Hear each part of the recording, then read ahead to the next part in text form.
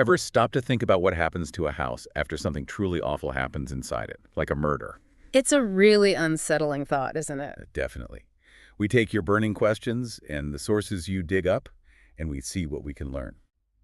Today, we're diving deep into the world of murder houses using a really interesting collection of articles and a YouTube video transcript that you sent our way. Yeah, this is a fascinating set of materials. We've got legal perspectives out of Texas, a local news story from Virginia, Mm. and a broader look from The Independent at some of the most infamous murder houses across the country. Really covers a lot. And there's more, too. Oh, yeah. Plus, we have a personal story from Ohio, some general info on how different states handle disclosure, and insights on the value of what are called stigmatized properties from A&E True Crime. Exactly. Our aim here isn't just to, go over the grim details, but to really unpack the legal side of things, the ethical questions that come up, and the very real practical effects these events have on real estate. Absolutely. What sellers have to tell buyers, how it hits the market value. And how communities deal with it all. We want to give you a solid, easy-to-understand overview of this often hidden aspect of owning property. Sounds good. Where should we start? So let's get into it, starting with a legal angle in Texas from Silberman Law Firm. The big question. In Texas, if a murder happens on a property, does the seller have to legally disclose that? Okay, so the Texas Property Code has a section 5.008 that requires a seller's disclosure notice. Right, that's pretty standard for physical condition stuff. Exactly. It's meant to inform buyers about the physical condition, structural issues, leaky roof, things like that. But what's interesting right off the bat is that this law doesn't specifically mention murder or other criminal activity. Ah, okay, so that leads to this concept you mentioned. Yes, this idea of a stigmatized property. Basically a property where its reputation has been negatively affected by something like a murder or maybe a suicide or even, reports of hauntings. Stigmatized property, that makes sense. So in Texas, is there a specific law that says a seller has to disclose this kind of stigma because of a murder? Generally speaking, no. Under the standard property disclosure rules in Texas, sellers aren't specifically required to disclose this type of psychological or reputational stigma. But it's not quite that simple. Not entirely. The Silberman Law Firm article brings up a couple of really important legal cases that add some, complexity here. Okay, this is where it gets really interesting. Yeah. Tell us about these cases and what they mean for this issue. Well, the first one is Prudential Insurance Co. of America v. Jefferson Associates, LTD. It's from way back in 1995. Okay. Now, this case wasn't actually about a murder, but the Texas Supreme Court established a key principle. A seller could be held responsible if they had a duty to disclose important facts about the property's condition and, failed to do so. So even if the law doesn't list that specific thing, if it's a major hidden defect, they might still need to say something. That's the idea, yeah. If it's a significant issue for the buyer, this ruling suggests they might have a responsibility. Then there's Burleson State Bank v. Plunkett from 2000. And what did that one establish? In that case, the court found that a seller could actually be liable for fraud if they intentionally hid important information from a buyer, so deliberately concealing something material. So even without a law that explicitly says you must disclose a murder, these cases seem to suggest there are situations where a seller could get into trouble for not saying anything. Exactly. What are those specific situations in Texas, according to the article? The article points out a couple of crucial exceptions. First, and this is important, if a potential buyer directly asks the seller, has a murder happened on this property? Okay. Then the seller has an obligation to respond honestly and accurately. Based on those cases we just talked about, Prudential and Burleson not doing so could potentially lead to legal trouble, misrepresentation, maybe even fraud. So a direct question triggers a duty to be truthful. What's the other exception? The second one is if the murder resulted in what's called a material defect. Meaning actual physical damage? Yes, like say blood stains that weren't properly cleaned up or maybe damage from the crime itself. If there's a lasting physical impact, then disclosure could be required under that Texas Property Code, section 5.008, because that section does cover physical defects. That clarifies things quite a bit. It's not just the event, but also physical remnants or that direct question. Okay, let's switch gears. Let's look at Virginia. Based on that news report you mentioned from Photog 505 on YouTube, how does their legal situation compare to Texas? Well, the situation in Virginia, according to that report, presents a pretty different picture, actually. How so? The report explicitly states that in Virginia, landlords and realtors do not have to disclose a property's ghastly past. And they specifically mention murder or suicide. So only if it physically affected the property. That's the key distinction, yes. The emphasis there is very much on physical impact as the trigger for mandatory disclosure. Anything purely psychological or reputational, like in Texas, doesn't automatically require disclosure. That's interesting. Did the report touch on the ethics of that? It did, yeah. What's particularly interesting is the moral argument that comes up. It raises this idea that, buyers and renters maybe have a fundamental right to know about events like a murder or suicide on a property. Regardless of physical damage. Right. Regardless of whether there's any physical evidence left, it frames it as an issue of transparency, letting people make fully informed decisions about where they choose to live. But the law doesn't reflect that view currently. And it sounds like Virginia law goes even further in protecting the seller's info. Yeah. Even if a buyer does ask, what can a realtor disclose? That's another key point from the report. Even if a buyer directly asks about a murder in a Virginia house, the realtor is actually prohibited from disclosing that information without the seller's express permission. Wow. So the seller holds all the cards there. Pretty much. It adds another layer of protection for the seller's privacy, but potentially, at the cost of the buyer's awareness. That seems like a significant hurdle for a buyer. Now, the Virginia report also mentioned some research about how these stigmatized properties actually perform in the market. Tell us about Professor Benny Waller's findings. Yeah, Professor Benny Waller from Longwood University, he's done research looking at the impact of murder on property values across the country. And what did he find? Well, his findings really support this idea that stigma has a tangible effect. He found that properties where a murder has occurred often sell for a lower price. Makes sense. And they tend to stay on the market for a much longer period. Did the report give any examples? It gave a really striking local example, the home of Professor Deborah Kelly right near Longwood's campus where a terrible crime happened. Before the murders, the tax assessment on the house was $243,000. Okay. Afterwards, it was auctioned off for only $104,000. Less than half. Exactly. And then it remained unsold for a full 3 years after that auction. That's a huge drop and a very long time to sit empty. The report also mentioned some less formal evidence about how long these places take to sell. Yeah, the sort of anecdotal evidence suggested that properties with a history of horrific crimes might take 3 to 5 times longer to sell compared to similar properties without that dark history. So it really reinforces that buyer beware message. Absolutely. And the advice to do your own digging, talk to neighbors, search online records, try to uncover a property's past yourself. It's interesting, though, that despite these potential negative impacts, the report mentions there isn't much push to change the disclosure laws in Virginia.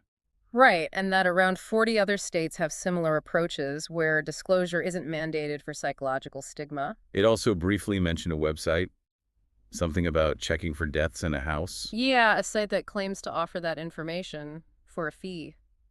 Which really highlights the tension, doesn't it, between the buyer's desire for transparency and the legal framework or lack thereof. Definitely. It suggests a demand the current laws aren't meeting.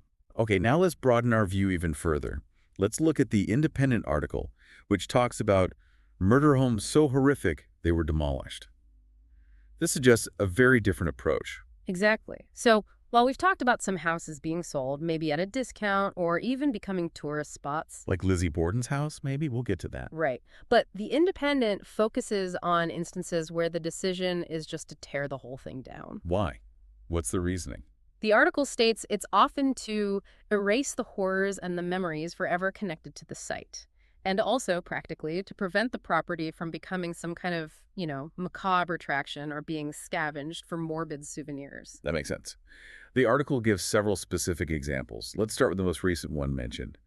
The house where the University of Idaho students were killed. Yeah, the demolition of that house in Moscow, Idaho, that's a very recent event and obviously carries a lot of emotional weight.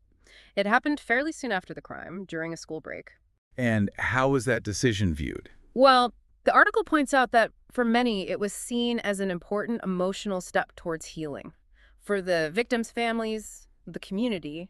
But not everyone agreed. No, it's important to remember there was some opposition. Certain family members wanted the house to remain standing, at least until after the trial of the accused. Understandable. What was the official reason for going ahead? Ultimately, the prosecution stated that they no longer needed the physical structure itself for their case, so the university, which owned it, proceeded with the demolition. It really highlights the complex feelings around these sites. What are some other examples of demolished properties the Independent mentions? Well, there are several very notorious cases. Jeffrey Dahmer's apartment building in Milwaukee, Okay. where he committed truly horrific acts, that was demolished back in 1992, and the site itself has just remained vacant ever since. Just an empty lot. Apparently so. Then there's John Wayne Gacy's home in Chicago. Another infamous one. His house was torn down very shortly after his arrest in 1979, and this reportedly brought a huge sense of relief to the neighbors. I mean, it's chilling, but 26 bodies were discovered in the crawl space there. Unbelievable. Was anything built there eventually? The article notes that a new home was eventually built on the same land about a decade later, but significantly, with a completely new address, trying to break that connection. And then there's the house linked to the Cleveland Strangler. That demolition sounded quite symbolic. Yes, the demolition of Anthony Saul's house in Cleveland in 2011, that was a big public event, actually. Family members of his victims were there to witness it. That must have been intense. Extremely. And the city even made a point of saying the demolition would ensure no piece of the property will remain, explicitly as a gesture of respect for the victims. And the details mentioned in the article about that house. Truly awful. The remains of 11 women found inside. And that disturbing detail about neighbors complaining about a foul odor. Right, they thought it was from a sausage factory nearby. Initially, yes, just horrifying. Okay, what about the Manson murders house in Beverly Hills? That has a complicated post-tragedy history, too. Right. The original house at 150 Cielo Drive, where the Tate LaBianca murders happened in '69, that was torn down in 1994. But the property wasn't left empty. No, what's quite notable is that a new, very large mansion was built on the property in 1996. And again, like the Gacy property, a completely new address was assigned. And that new house was recently for sale. Yes, the article mentions it was recently on the market for a significantly reduced price, interestingly. And the listing apparently made no mention whatsoever of the property's dark past. A deliberate attempt to sever that connection again. What about Ted Bundy? Any specific locations tied to him that were demolished? Well, in Bundy's case, the rooming house in Emigration Canyon, Utah, where he lived and committed some of his murders, that house has been destroyed. The whole thing. Only the cellar remains, apparently. And somewhat morbidly, that cellar has become a point of interest for true crime fans. Oh. Yeah. The article also touches on the fact that current homeowners of properties, even vaguely linked to Bundy, have faced unwanted attention, especially after recent documentaries. Had a tough side effect. And finally, from the demolition list, Ariel Castro's House of Horrors in Cleveland. The reaction there was different. Absolutely. The demolition of Castro's house, where he held 3 women captive for nearly a decade, that was described as almost a public spectacle. People were apparently cheering in the street as it came down. A real sense of collective relief. Overwhelmingly so. Reflecting the trauma and the need to remove that site of prolonged suffering from the community. The article also briefly touches on schools where mass shootings occurred. The decisions there are incredibly sensitive. Extremely. It's a particularly complex issue. In the case of Sandy Hook Elementary, the entire original building was demolished. And rebuilt. Yes, a completely new school was built on the same site. This was seen as a way for the community to try and heal, move forward, while still honoring the victims. And other schools took a different path. Columbine High School and Marjorie Stoneman Douglas High School took a slightly different approach. They chose to demolish and rebuild only the specific sections where the worst of the violence occurred, like the library at Columbine. So tailoring the response. Exactly, highlighting that difficult balance between remembering the tragedy and fostering recovery within those communities. It's really striking, the range of responses. Now, on the flip side, The Independent also looks at murder houses that, for various reasons, are still standing. Let's start with Alex Murdaugh's Moselle estate in South Carolina. Right. So despite the murders of his wife and son happening right there at the dog kennels on the Moselle estate, the property itself is still intact. And it played a role in the trial. It did. The article mentions the jury actually visited the property during the trial, which really underscores its significance. Has it been sold since? Interestingly, a portion of the estate, including the main house, was recently sold and then quickly put back on the market. And the listing. Did it mention the murders? According to the article, no. The listing focused entirely on its potential as a, family residence or for equestrian activities. No mention of the crimes. Another instance of trying to reshape the narrative. What about JonBenet Ramsey's home in Boulder, Colorado? Similar story. Very similar. The house where she was tragically found murdered in 1996 is also still standing. It was recently listed for sale, actually, at a pretty high price. And the listing mentioned. Again, reportedly, no mention of the crime. The address was changed way back in 2001, and the property has had several subsequent owners since then. And the investigation is still technically open, right? Yes, the article briefly notes that. Then there's the really famous one, the Amityville Horror House in New York. That one has a long, very public history. Oh, definitely. The house where the DeFeo family was murdered in 1974, it gained even more notoriety because of the Lutz family's brief stay and their claims of paranormal experiences. Which led to the book and all those movies. Exactly. The article mentions the address was changed there too, trying to deter tourists, but the house was sold again as recently as 2016. It shows that even a property with that kind of sensationalized, debated history can still be bought and sold. And finally, a very different kind of standing house. The Lizzie Borden House in Massachusetts. Right, the Lizzie Borden house in Fall River. This one really stands out because it's an example where the infamy of the murders has actually been completely embraced. How so? It's now a successful bed and breakfast and museum. They offer tours, sell merchandise related to, the infamous axe murders. So they lean into the history. Totally. The article notes the current owners bought it for around $600,000 back in '96 and now estimate its worth at over $1.5 million. Wow. So in that very specific case, the dark history actually increased the value. It seems so. It suggests that in some rare instances, that kind of notoriety can be turned into a profitable venture. Interestingly, the article also mentions the Maplecroft mansion where Lizzie lived after her acquittal was also recently on the market. That's a stark contrast to demolition or silence. Now, so bring in that Ohio News report. It gives a very personal perspective on living in one of these houses. Yes, this report from WCPO9, it gives a really compelling and frankly somewhat unsettling glimpse into the life of someone currently living in a house with a deeply tragic past. Tell us about it.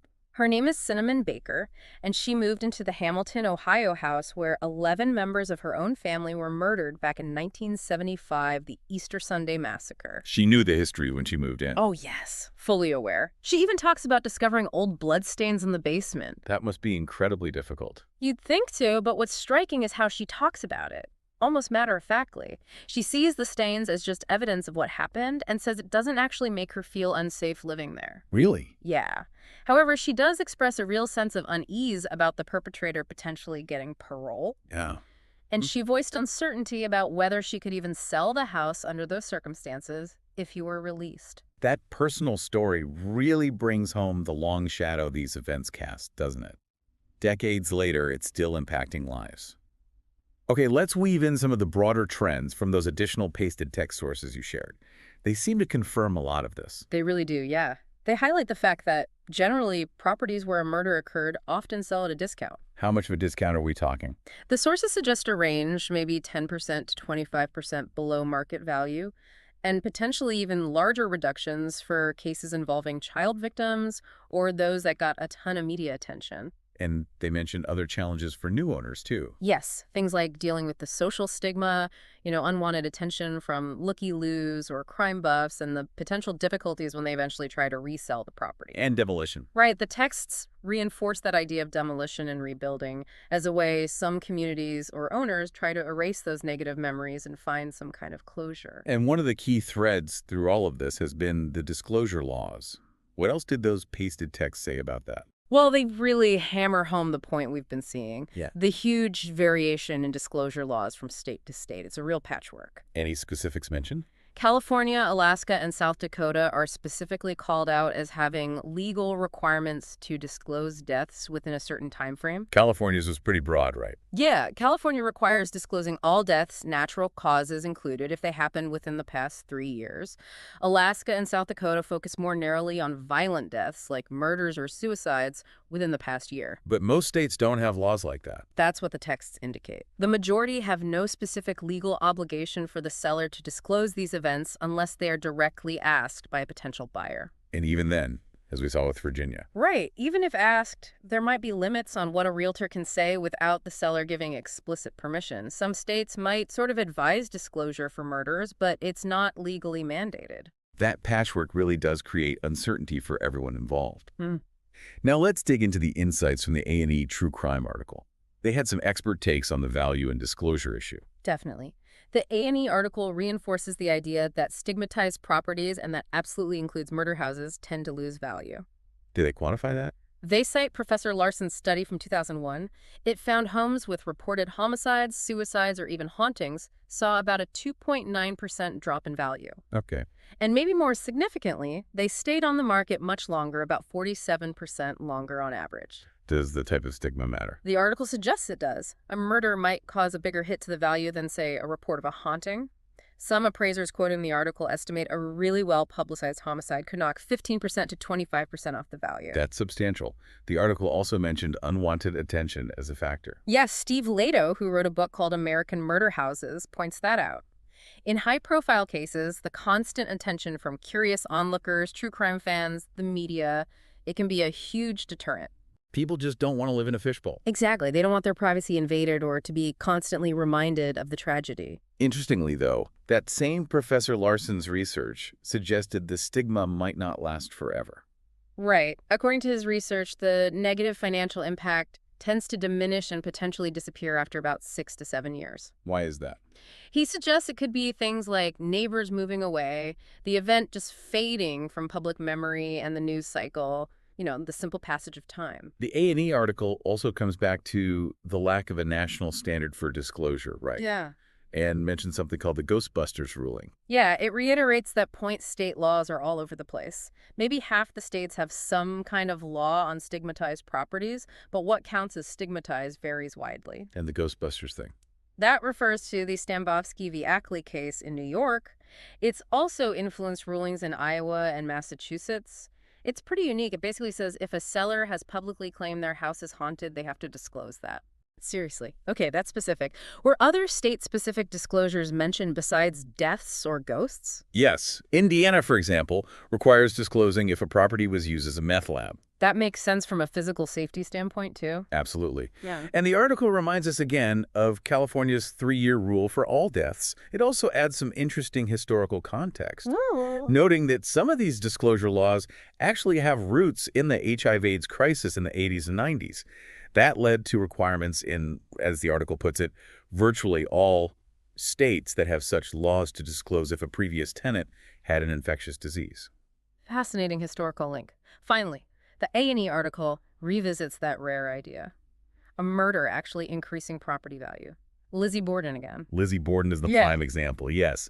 It's the fascinating anomaly. Its notoriety turned it into that successful B&B and museum, and that has almost certainly boosted its value way beyond similar historic homes in the area. And they put numbers on it. The article mentions the owners bought it for around $600,000 and now estimate it's worth over $1.5 million. It draws all sorts of true crime fans, history buffs, paranormal folks. But the article ends with a caution, right? From Steve Lado. A very important caution. Lado warns strongly against assuming that any murder in a home will automatically make it more valuable. The Lizzie Borden case is highly unusual. The context matters hugely. Absolutely. The specific circumstances, the level of fame or infamy, it all plays a huge role. Don't go thinking a tragedy automatically equals a windfall. So wrapping up this deep dive, it's clear we've navigated a really complex landscape. Hmm. Whether a murder needs to be disclosed, it's a legal patchwork, isn't it? Totally varies state by state. Texas, generally no, unless asked directly or there's physical damage. Virginia, also generally no disclosure required unless physical property affected. And even then, you need the seller's permission. And we saw how these stigmatized properties often face real financial hits, lower value, longer time on the market. Though that impact might fade over, say, 6 or 7 years, according to some research. And the fates of the houses themselves are so varied.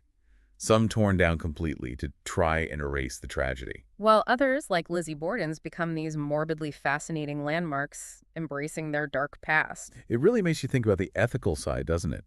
Beyond the law, what information do you, the listener, feel a buyer has a right to know? Yeah, regardless of what the law says in your particular state, how much does the passage of time matter? Or how famous the crime was? Does that change what should be disclosed? And maybe a final thought to ponder. Beyond the legal stuff and the money, what does our ongoing fascination with these murder houses really say about us? About how we process tragedy, memory, and the places we live? Is there ever a point where a place can be truly, cleansed of its past? Or do echoes always remain in some way? Something to think about.